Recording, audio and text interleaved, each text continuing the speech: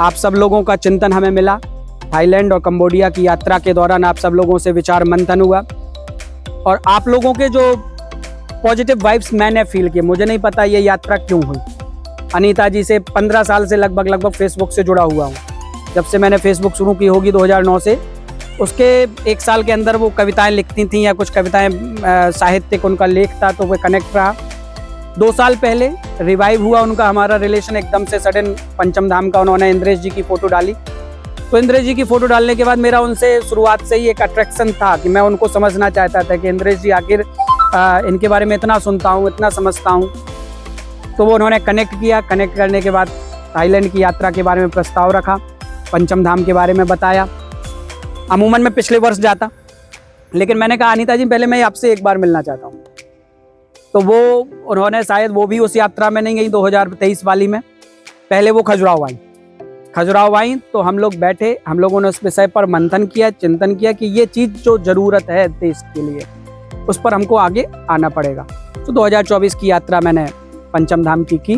वहीं आप लोगों से परिचय आया और आप सब लोगों की वाइब्रेशंस, जितने लोग कम से कम यहाँ बैठे, सभी की वाइब्रेशंस एकदम सकारात्मक, नीट एंड क्लीन, और सभी के अंदर एक वो मैंने कहीं ना कहीं फायर देखी कि सब एक जगह जाकर के ब्लॉक हो रहे हैं।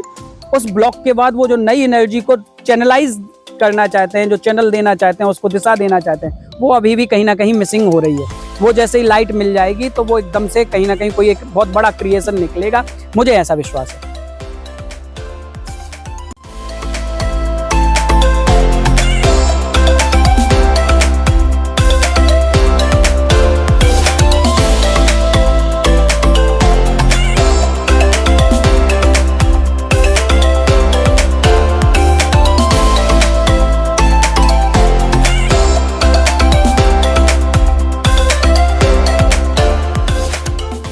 अभी सीहो संस्था है राघव पाठक द्वारा अनुमोदित और संचालित, उसके द्वारा और पंचम धाम न्यास के द्वारा एक ऑर्गेनाइजेशन के साथ मिलकर यहाँ पे एक बहुत बड़ा संगोष्ठी, विचार संगोष्ठी रखी गई है, और जिसमें देश के विविध प्रांतों के, अलग अलग राज्यों के, अलग अलग विविध क्षेत्रों में काम करने वाले लोग यहाँ पहुँचे हैं।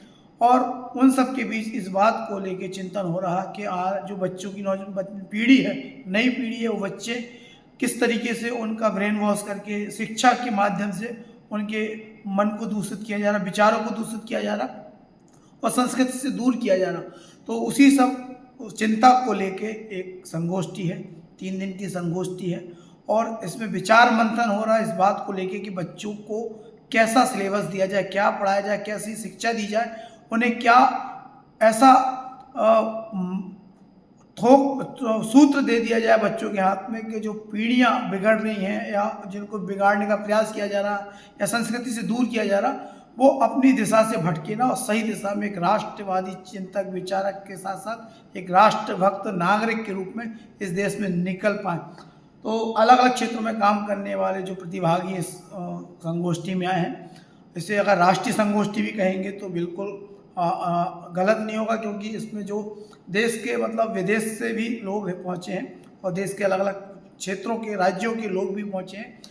स्वरूप छोटा है लेकिन उद्देश्य बहुत बड़ा है और गुणात्मक रूप से भी बहुत मजबूत एक चिंतन को लेकर यहाँ से निकलने की बात है।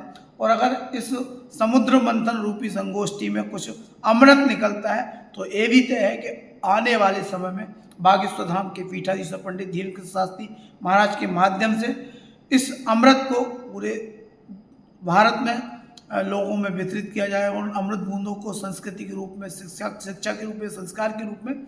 और इसी उद्देश्य से कल ये पूरी टीम बागेश्वर धाम के पीठाधीश्वर पंडित धीरेन्द्र शास्त्री महाराज से मिलने के लिए उनकी यात्रा के पड़ाव में पहुंच भी रही है। और उसके बाद आगे का कार्यक्रम होगा और कंक्लूजन तक पूरा संगोष्ठी पहुंचेगी।